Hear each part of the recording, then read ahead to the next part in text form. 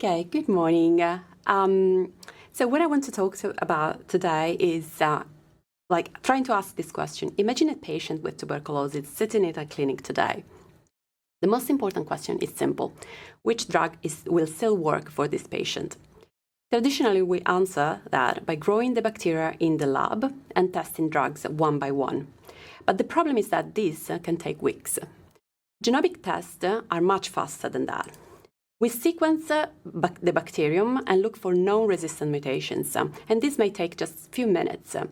But there is a catch. We can only detect the mutations that are already known, so we already know that they confer resistance. So the challenge becomes, how do we discover the next generation of resistant mutations before they start causing treatment failures? So, the first key idea is that resistant is not black and white. We often classify bacteria as resistant or susceptible, but biology is never that simple. Instead, we measure how much drug is required to stop the bacterial growth. Some isolates are very susceptible, some are very resistant, but many sit somewhere in between. So this gives us a richer measurement that is much more informative and allows us to see patterns that would otherwise be invisible. Each of these histograms in this slide show these patterns. Some are very susceptible, some are very resistant, but there are a lot of cases where we have isolates that show intermediate levels of resistance. So now something interesting happens. When we look carefully at this measurement, we found that the resistance comes in levels. Think of it like other type of measurement in medicine, like blood pressure. We don't just say normal or abnormal, but we have mild, moderate, and severe diseases. The same applies here.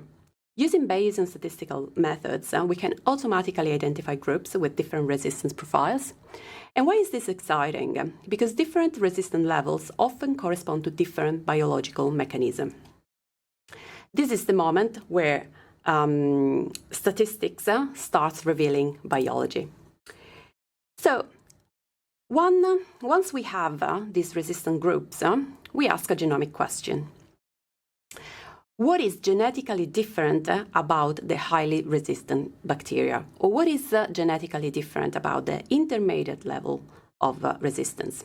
We sequence the genomes of thousands of isolates and compare them. Mutations that are repeatedly seen in resistant groups become candidate mutations to confer resistance to that particular drug. This is essentially a huge detective exercise. Among millions of genetic positions, we are looking for the handful that consistently travel with resistance. Here, we have exactly that. For each drug, we have a list of a small number of candidate mutations, and within even smaller numbers of genes that may confer resistance. So, this is the statistical part, but statistics alone is not enough. A statistical association is a clue, but not a proof. So the candidate mutations are passed to molecular biologists. This is why it's so important to have a small amount of candidate mutations so that they can be actually tested. The molecular biologists, they investigate how these mutations change the structure and function of proteins.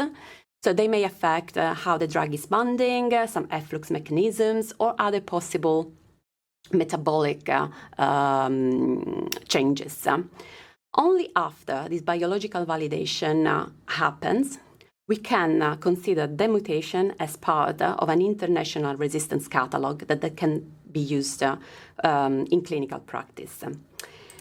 One of the examples that I'm more excited about is bedaquiline.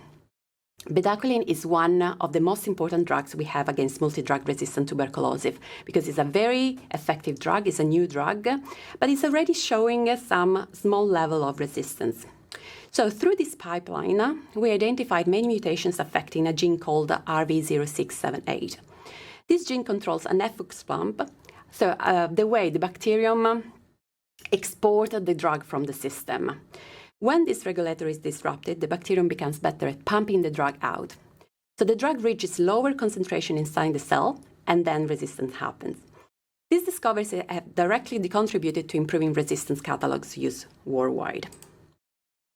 Now, we may ask, why not simply use artificial intelligence? And we actually did it. And machine learning predicts very well resistance for many drugs. However, there is a problem. So we can predict whether a bacterium is resistant with a very high level of accuracy, but the challenge is interpretation. Tuberculosis genomes exhibit very strong linkages to equilibrium. Many mutations are inherited together. So we can't disentangle the role of the mutation conferring resistance with all the other mutations that are inherited at the same time. So a model may tell us which mutation predicts resistance, but not which mutations causes resistance. So prediction is, of course, powerful, but understanding is much more powerful because we can do something in developing patient-specific treatments, so when we understand the mechanism. So the goal is not statistics.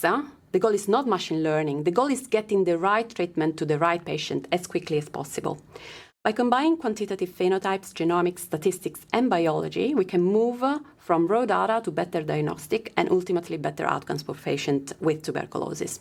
But this is not just for tuberculosis, but this is true for general mechanisms of resistance. For example, we are currently working on drug-resistant development in infections for infants just after birth.